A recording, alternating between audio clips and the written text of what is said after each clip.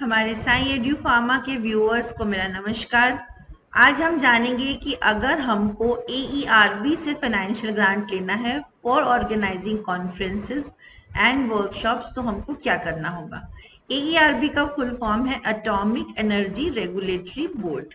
तो हो सकता है बहुत सारे लोगों को पता ही नहीं होगा कि AERB भी फाइनेंशियल ग्रांट देते हैं for organising conferences and workshops. तो ये देखिए, ये इनकी वेबसाइट है aerb.gov.in। आप इसको ओपन करेंगे। अगर आपको ये वेबसाइट का डिटेल नहीं याद है तो भी आप गूगल में जा करके AERB ग्रांट टाइप करेंगे तो ये आपका ओपन हो जाएगा। अब ये इस तरीके से देखिए, इसमें लोगो है और यहाँ पर ओपन हो जाता है financial grant for organising conferences and workshops. तो इसमें सबसे अच्छी बात यह है कि कोई डेट नहीं होती है, आप कभी भी इसमें अप्लाई कर सकते हैं। कौन अप्लाई कर सकता है, किनको ये ग्रांट्स देते हैं? तो ये ऑर्गेनाइजेशंस एंड इंस्टीट्यूट्स जो हैं उन सभी को ये देते हैं for organising conferences, symposia, seminars and workshops on safety related topics. इसमें सेफ्टी जो पॉइंट है ये बहुत इंपॉर्टेंट है। अब सेफ्टी, किस चीज से सेफ्टी की बात हम कर रहे हैं, तो आप यहाँ पर अगर देखेंगे तो इसमें ये बेसिकली प्रमोट करते हैं इंटर डिसिप्लिनरी कोलैबोरेशन को, और इसमें radiological, industrial and nuclear safety की बात की जाती है। और ये जो 3 एरियाज हैं इससे रिलेटेड आप इसमें अप्लाई कर सकते हैं। तो इसमें यहाँ पर देखिए, इन्होंने CSRP ब्रोशर करके भी दिया है। इसको हम राइट क्लिक करके ओपन कर लेते हैं। और हम इसमें इसको डिटेल में देखने से पहले हम थोड़ा सा और यहाँ पर जान लें कि AERB में और क्या क्या चीज़ें हैं। तो यहाँ पर आप देखेंगे कि जब आपका अप्रूवल हो जाएगा तो फिर आपको ये ग्रांट मिलेगी, और जो कन्वेनर है उनको ये क्लेम फॉर्म जो है वो फर्दर प्रोसेसिंग के लिए सबमिट करना होगा। और इसमें ये भी है कि जैसे कई बार होता है कि हम 2 या 3 एजेंसीज में अप्लाई करते हैं, तो ये आपको एज अ को स्पॉन्सरशिप भी देते हैं with other agencies. Okay, but इसमें एक इम्पॉर्टेंट चीज़ ये है कि आपको इसमें अप्लाई कब करना है, at least 2 months before the event for anticipatory support. मतलब अगर आपका ये इवेंट या सेमिनार आप जब भी ऑर्गेनाइज करना चाहते हैं उसके 2 month पहले आपको इसको अप्लाई करना होगा। ठीक है, और ये आप देखिए, अभी हम इसको ओपन करके देखेंगे और इसमें कुछ कंडीशंस दी हुई हैं। पहला है at least 2 representatives from AERB as communicated by AERB will be allowed to attend technical event free of charge. मतलब आप जो इवेंट ऑर्गेनाइज कर रहे हैं उसमें अगर आपने कोई पार्टिसिपेशन या रजिस्ट्रेशन फीस रखी है तो कम से कम 2 AERB के रिप्रेजेंटेटिव्स को आपको फ्री अटेंड करने देना होगा।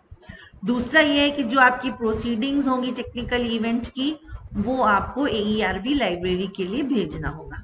फिर हमको यूटिलाइजेशन सर्टिफिकेट है, इसका भी यहाँ पर दिया हुआ है डिटेल। इसको हम अलग से ओपन कर देते हैं। और आपको पता है कि अगर आप कहीं से भी फाइनेंशियल ग्रांट लेते हैं तो उसके आपको ऑडिटेड स्टेटमेंट देना होता है अकाउंट्स का, और साथ ही साथ हमको यूटिलाइजेशन सर्टिफिकेट जमा करना होता है। तो ये आपको विद इन 1 month सबमिट करना है। अब हम बात करते हैं कि कौन कौन सी एरियाज या टॉपिक्स हैं जिनमें कि ये हमको ग्रांट देते हैं। तो जैसे कि 3 इन्होंने हमको एरियाज बता दिए थे, nuclear, industrial and radiation safety. अब इसके अंदर और कुछ सब थीम्स या एरियाज आते हैं। तो यहाँ पर देखिए, इसको भी हम एक नए उसमें ओपन करेंगे, उसको देखेंगे। अभी यहाँ पर अगर हम बात करें तो इन्होंने कौन कौन सी एरियाज को हमको बताए हुए हैं लिस्ट में। अगर फर्स्ट देखिए तो safety in application of nuclear and radiation facilities, then environmental impact assessment, transport of radioactive material, radioactive waste management, civil and structural engineering, then spent fuel storage, reactor physics, thermal hydraulics, fluid structure, interactions in PHWRC, WRS and FBRS under accident conditions। इसके साथ ही साथ medical, industrial applications of radiation है, फिर applied metallurgy है, radio metallurgy, fire and industrial safety. आप यहाँ पर देख रहे हैं कि जो एरियाज हैं या टॉपिक्स हैं, ये किसी एक स्पेसिफिक सब्जेक्ट के नहीं हैं। ये इंजीनियरिंग वालों के लिए भी हो सकते हैं, फार्मेसी भी, साइंस भी। Use of radiation sources for research purposes, then effective use of information technology for regulatory activities in radiobiology, radiation dosimetry, radiation protection, applied chemistry, nuclear industry, safety evaluation methodology, then front end, back end fuel cycle, facilities, occupational health and environmental safety. अच्छी बात ये होती है कि ये जो होते हैं ग्रांट, इसमें ज़रूरी नहीं है कि किसी ने पीएचडी किया हो तो वो ही अप्लाई कर सकता है। अगर आपने पीएचडी नहीं भी की है तो भी आप अप्लाई कर सकते हैं। ये देखिए, ये हम अब देखेंगे इनका brochure on safety research programmes funded by AERB। ये इनका लोगो है, परमाणु ऊर्जा नियामक परिषद। ये एटॉमिक एनर्जी रेगुलेटरी बोर्ड को हिंदी में बोला जाता है। तो government of India atomic energy regulatory board Mumbai है। ये मई 2018 में इन्होंने ये ब्रोशर दिया था। इसमें अगर आप ब्रोशर को देखेंगे तो आपको इसको डिटेल में आपको पूरा ये मिल जाएगा। आप ये इसको उनकी वेबसाइट से डाउनलोड कर सकते हैं। इसको हम डिटेल में नहीं जाएंगे। आप इसमें बस ये देखिए कि रिसर्च प्रोजेक्ट्स को अप्लाई करने के लिए एलिजिबिलिटी क्राइटेरियाज क्या क्या है। तो यहाँ पर फंड्स जो है वो रिसर्च प्रोजेक्ट्स के लिए भी दिए जाते हैं for members of faculties of universities and other research organisations. Okay, तो आप इसमें रिसर्च प्रोजेक्ट्स के लिए भी फंड ले सकते हैं और सेमिनार सिंपोजियाज के लिए भी ले सकते हैं। तो नॉर्मल जो ड्यूरेशन होता है रिसर्च प्रोजेक्ट का वो 2 to 3 years होता है। ठीक है, और इसके अलावा और क्या कंपोनेंट्स हैं इनके रिसर्च ग्रांट्स के, तो आप इसको देखिए कि यहाँ पर सबसे पहली बात तो एक प्रिंसिपल इन्वेस्टिगेटर होंगे, जैसे कि सभी में होता है, और साथ में आप इसमें एडिशनल मेंबर्स भी ले सकते हैं जो कि को इन्वेस्टिगेटर्स होंगे, है ना। तो इसमें और क्या चीज़ यहाँ पर बोल रहे हैं कि grants will not be provided for foreign travel and no part of the project fund can be diverted for this purpose। ये तो इसमें एक इन जनरल बात हो गई। फिर इसमें एक पीआई और एटलीस्ट 1 OPI होना चाहिए। फिर आपको जो है 2 साइंड हार्ड कॉपी सबमिट करना है एंड PDF वर्ड और scan copy of the application for research proposals. और इनका अपना फॉर्मेट दिया हुआ है, उसी फॉर्मेट में आपको प्रिपेयर करके सबमिट करना है। और किसके नाम से सबमिट होगा? डायरेक्टर RNDD AERB मुंबई के नाम से। और साथ ही साथ एक कॉपी जाएगी member secretary CSRP AERB Mumbai को। तो ये आप देख सकते हैं। फिर उसकी स्क्रूटिनी होगी एप्लीकेशंस की, और generally 4 months। The lead time for processing the project proposals is normally 4 months। Okay, और आप इसमें प्रोजेक्ट जो है 25 lakhs तक के आप इसमें दे सकते हैं। ठीक है, फिर इसको आप डिटेल में जाके वहाँ देख लीजिएगा। और फिर आपको इसी के साथ ही जैसे यहाँ पर मैंने प्रोजेक्ट बताया, उसी तरीके से conferences, symposia, seminars and workshop की भी ग्रांट है। तो ये भी आप इस तरीके से यहाँ पर देख सकते हैं। जैसे मैंने आपको पहले बताया कि मिनिमम 45 डेज पहले आपको इसको अप्लाई करना है, और आपको इसके साथ क्या क्या चीज़ें देनी है। तो आपको पूरा जो टेक्निकल इवेंट है उसका डिटेल आपको देना है। और इसमें ये कह रहे हैं कि आपको वो सिर्फ टेक्निकल इवेंट्स के लिए पैसे देंगे। अगर आप कुछ कल्चरल या स्पोर्ट्स एक्टिविटी करते हैं उसके लिए इसमें वो आपको पैसे नहीं देंगे। और ये तो हमने देख लिया। बाकी डिटेल्स, AERB ग्रांट जो it is limited to 20% of the total expenditure of the programme. इसका मतलब ये है कि आप मैक्सिमम ग्रांट इसमें ले सकते हो 1 lakh, और grant will be limited to 25,000 for request receive from local chapters of professional bodies. अगर लोकल चैप्टर्स हैं प्रोफेशनल बॉडीज का तो उनको 25,000 तक ही मिलेगा। जनरली ये क्या है, ये एडिशनल दिया जाता है कि आप कहीं और से भी ले लीजिए या आप खुद उसको करिए, और साथ में AERB आपको टेक्निकल सेशंस के लिए सिर्फ आपको एक पैसे देता है। तो इसमें इम्पॉर्टेंट क्या है? इसमें इम्पॉर्टेंट ये है कि जैसे मैंने आपको पहले बताया कि सेफ्टी रिलेटेड टॉपिक्स जो हैं उन्हीं को ये ग्रांट दिया जाता है। तो इसको आप डिटेल में जाएंगे तो आपको पूरा जो ग्रांट्स का डिटेल है वो आपको इसमें मिल जाएगा। अब हम बात करेंगे कि रिसर्च फेलोशिप्स के लिए, तो इसमें JRF होता है और the type of the value of research fellowship of the board is as given below. तो जो जूनियर रिसर्च फेलो JRF होते हैं वो कौन कौन हो सकते हैं? MSc, BE, BTech, BBSc, B.Pharm हो सकते हैं। उनको 25,000 पर मंथ मिलेगा for first and second year, और फिर थर्ड ईयर 28,000। सिमिलरली जब जो SRF होंगे उनको 28,000, RA को 36, फिर 38, फिर 40, RA 1, 2, 3 है। फिर जो पोस्ट डॉक्टरल फेलोज होते हैं, PDF जो बोलते हैं, उनको 32, 33, 34, 35 इस तरीके से हैं। तो ये आप जाएंगे इनकी वेबसाइट में तो आप इसको देख सकते हैं। सारे टर्म्स एंड कंडीशंस इसमें दिए हुए हैं, उसको आप अच्छी तरीके से पढ़ेंगे तो आपको समझ में आ जाएगा। ठीक है, अब हम बात करते हैं कि अगर हमको अप्लाई करना है तो उसका क्या फॉर्मेट होगा। तो सबसे पहले देखिए ये फॉर्मेट है अगर आपको कोई न्यू रिसर्च प्रोजेक्ट अप्लाई करना है तो जैसे कि हमको पता है कि रिसर्च प्रोजेक्ट के लिए हमको पहले टाइटल लिखना होता है, ड्यूरेशन लिखना होता है प्रोजेक्ट का कि वो 2 साल का है, 3 साल का है, कौन सा इंस्टीट्यूट है जहाँ से आप अप्लाई कर रहे हैं, गवर्नमेंट है, प्राइवेट है, फिर आप पर्सनल इन्वेस्टिगेटर कौन है, उनके नाम, उनके पर्सनल डिटेल्स, उनके लास्ट 5 इयर्स के पब्लिकेशंस। और यहाँ पर इनका हमेशा होता है कि जब भी हम कोई रिसर्च प्रोजेक्ट अप्लाई करते हैं तो जो रेलेवेंट पेपर्स पब्लिकेशंस हैं वो ही ये पूछते हैं। अगर आपके बहुत सारे भी पेपर्स हैं तो जो इस टॉपिक से रिलेवेंट होंगे, इस प्रपोजल से रिलेवेंट होंगे, उनको आपको यहाँ इंक्लूड करना है। तो ये किस लिए होता है? ये बेसिकली ये जानने के लिए होता है कि इस फील्ड में आपका कितना एक्सपीरियंस है। तो इसके बाद आते हैं, अगर आपने कोई साथ में कलीग का नाम डाला है तो वो को इन्वेस्टिगेटर हो जाएंगे, तो उनके डिटेल्स आएंगे यहाँ पर, उनके पब्लिकेशंस आएंगे। फिर इसमें एक चीज और बोल रहे हैं कि यहाँ ये पूछते हैं कि क्या प्रिंसिपल इन्वेस्टिगेटर या को इन्वेस्टिगेटर अब्रॉड जाना चाहते हैं, अगर जाना चाहते हैं तो क्या ड्यूरेशन होगा, और अगर वो यहाँ नहीं होगा तो उस ड्यूरेशन में उनके एब्सेंस में कौन काम करेगा, ये भी यहाँ हमको मेंशन करना होता है।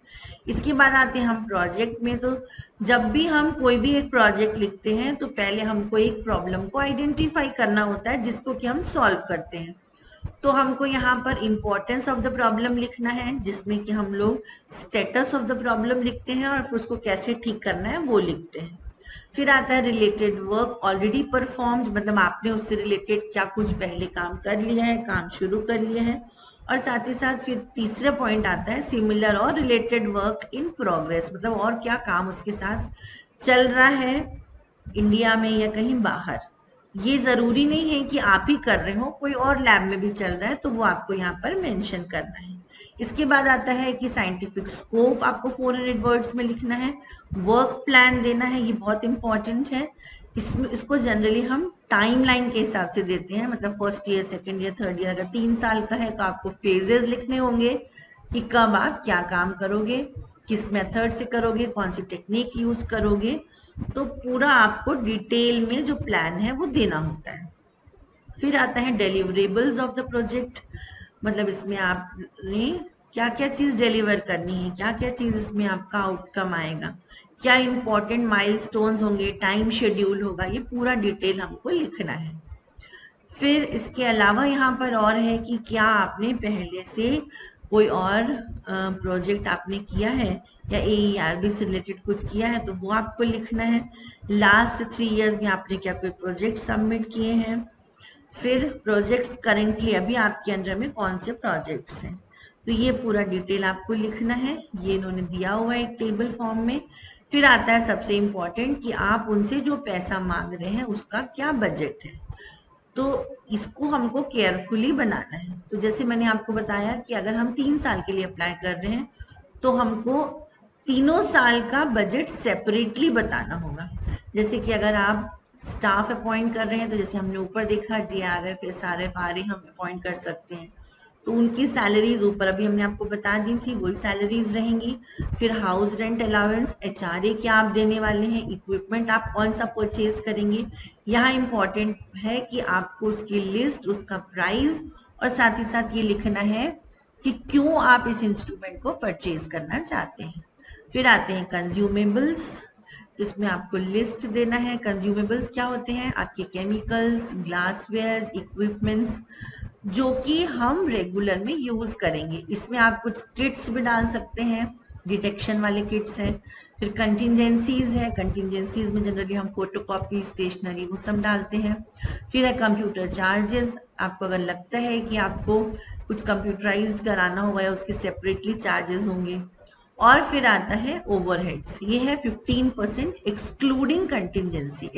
15% ऑफ द प्रोजेक्ट होता है, मतलब जितना आपने यहाँ पर अमाउंट लिखा आप उसमें से कंटिजेंसी को हटा दीजिए और उसका 15% आप एज ओवरहेड ले सकते हैं। ये एक तरीके से ये होता है कि कई बार कुछ चीज़ों के रेट चेंज हो जाते हैं या कुछ मिसलेनियस आइटम्स होते हैं वो हम यहाँ पर ले लेते हैं।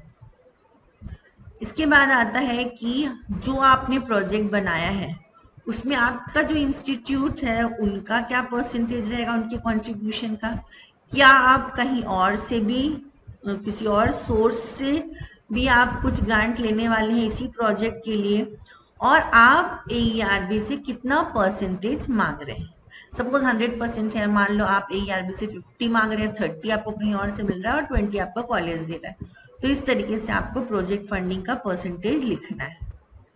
और फिर लास्ट में हमको सर्टिफिकेट यहाँ पर साइन करना होता है, जिसमें प्रोजेक्ट इन्वेस्टिगेटर का होता है और साथ में जो हेड ऑफ द ऑर्गेनाइजेशन है उनका डिटेल सील और साइन होता है। अब आपको एनेक्सर्स क्या क्या लगाने होंगे, तो सबसे पहले आपको अंडरटेकिंग देना होगा आपके इंस्टीट्यूट की हेड की, जो कि ये बताएंगे कि आपका जो ऑर्गेनाइजेशन है वो एग्री कर रहा है आपके इस प्रोजेक्ट के लिए। So for the about project which is being submitted for financial support, तो पीआई को पीआई का डिटेल्स है यहाँ पर, और यहाँ पर बोल रहे हैं कि हम इनको इंफ्रास्ट्रक्चरल फैसिलिटीज देंगे, मैनेजमेंट रिस्पॉन्सिबिलिटी लेगा कि भाई टाइम से प्रोजेक्ट कंप्लीट हो, टाइम से हम ऑडिट करा के देंगे। फिर यहाँ पर ये बोल रहे हैं कि अगर पीआई किसी कारणों से प्रोजेक्ट को कंप्लीट नहीं कर पाएगा, लाइक रिटायर हो गए, रिजाइन कर दिए, ट्रांसफर हो गया, तो फिर जो को पीआई होगा या को इन्वेस्टिगेटर होगा या फिर any nominee from the organisation, कोई और पर्सन, कोई और नॉमिनी जो ऑर्गेनाइजेशन अपॉइंट करेगा, उनको ये वर्क कंप्लीट करना होगा। और इसमें कोई भी पेपर जो है वो आप अगर आप पब्लिश कर रहे हैं तो उसमें बिना रिटन परमिशन के आप नहीं कर सकते हैं। अगर आप इससे रिलेटेड कोई भी आर्टिकल को जर्नल में, कॉन्फ्रेंस में, सिंपोजिया, वर्कशॉप, सेमिनार कहीं पर भी आप इसको सबमिट करेंगे तो फिर वहां आपको रिटन परमिशन लेनी होगी फ्रॉम AERB। उसी तरीके से फिर एनेक्सर 4 है, request for release of grant in aid to be filled and submitted in duplicate with 1 month of receiving, within 1 month of receiving sanction letter. मतलब आपको जब सैंक्शन लेटर मिल गया तो फिर आपको ये एक लेटर भेजना होगा जिसमें आपको पूरा डिटेल लिखना होगा कि आपको कितना पैसा चाहिए और आपको देना होगा कि कौन सी अकाउंट में आपको ये ट्रांसफर करना है। साथ ही हम एक एक्सेप्टेंस फॉर्म देते हैं, फिर है एक्सेप्टेंस कम रिसिप्ट है, फिर है application for renewal of grant in aid for research project. मतलब आपको जो 2 साइंड कॉपी में रिपोर्ट साथ में पब्लिकेशंस ये आपको सबमिट करना है टू मेंबर सेक्रेटरी।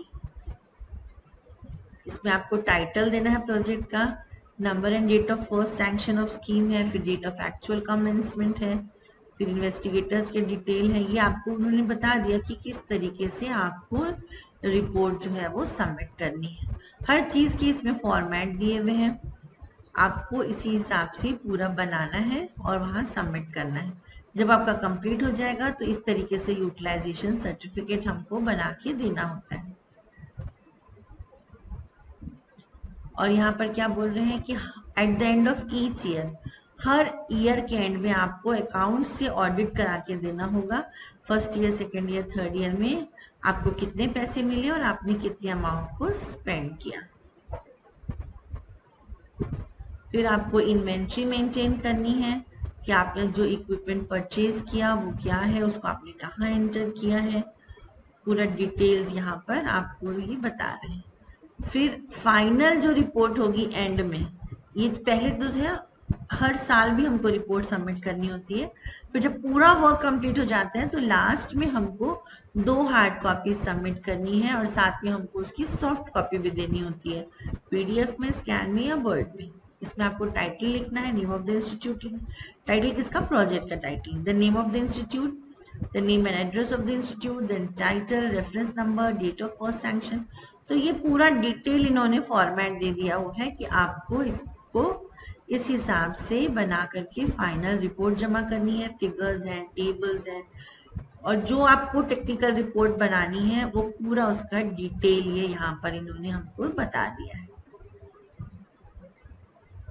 सिमिलरली जैसे मैंने आपको बताया, हम सेमिनार सिम्पोजिया की बात कर रहे थे, तो हमको इस तरीके से टॉपिक है, फिर name of the convener organising secretary है, फिर हमको एड्रेस देना है, फिर नेम ऑफ साइंटिफिक सोसाइटी, फिर ये पूरा देखिए आप डिटेल दिया हुआ है। इसमें आपको कौन कौन से टॉपिक्स आप कवर करेंगे, मतलब टेक्निकल सेशंस, फिर उसकी रिलेवेंस क्या है, फिर कितने डेलीगेट्स को आप एक्सपेक्ट कर रहे हैं, then how many delegates you will be giving TA and DA, and what is the total expenditure anticipated। फिर साथ ही साथ आप अगर पब्लिकेशन करेंगे तो उसका भी पूरा डिटेल है। Boarding and lodging expenses delegates के कौन बेयर करेगा, अगर आप कुछ कल्चरल या एंटरटेनमेंट करा रहे हो तो उसका क्या खर्च होगा, ट्रांसपोर्ट, कॉन्फ्रेंस हॉल अरेंजमेंट्स, ये पूरा, और साथ में आप उसमें से कितना अमाउंट AERB से एक्सपेक्ट कर रहे हैं। तो ये आपका details of grants request receive from other agencies, आपको अभी तक कौन कौन सी एजेंसी से ग्रांट्स मिल चुकी हैं वो आपको यहाँ पर दिखाना है। तो इस तरीके से आप देखिए कि ये पूरा डिटेल इसमें इन्होंने दिया हुआ है। फिर ये क्लेम फॉर्म है, अगर आपको कॉन्फ्रेंस, सेमिनार, सिम्पोजिया, वर्कशॉप्स जो है वो अगर हम करते हैं, अप्लाई करते हैं, फिर हमको जब सैंक्शन मिल जाता है तो फिर हम उसको ये क्लेम फॉर्म भरते हैं। फिर सिमिलरली यूटिलाइजेशन सर्टिफिकेट भरा जाता है। इसके साथ हमको ऑडिट लगाना होता है, ऑडिटेड स्टेटमेंट अकाउंट के हेड से कि कितना अमाउंट आपको मिला और कितना आपने खर्च किया। फिर इसमें कन्वेनर जो है कॉन्फ्रेंस का, उसका साइन होता है, ऑडिटर या चार्टर्ड अकाउंट CA का साइन होता है, सील होती है, और साथ ही साथ जो main head of the institute है वो भी यहाँ पर फॉरवर्ड करते हैं। और लास्ट में क्या बोल रहे हैं रिमार्क्स में, 1 page technical write-up on the conference deliberations and scientific output in terms of identifying new areas of research। मतलब आपने जो सेमिनार सिम्पोजिया किया उससे क्या साइंटिफिक आउटपुट मिलता है ये आपको यहाँ बताना है। And areas of relevance to AERB are also given. ये जैसे मैंने अभी देखा कि कौन कौन बताया आपको पहले भी कि कौन कौन से एरियाज को हम लोग, कौन से एरियाज में हम अप्लाई कर सकते हैं जिससे हमको यहाँ पर ग्रांट मिल सकती है। तो ये आप देख सकते हैं। तो ये वही है।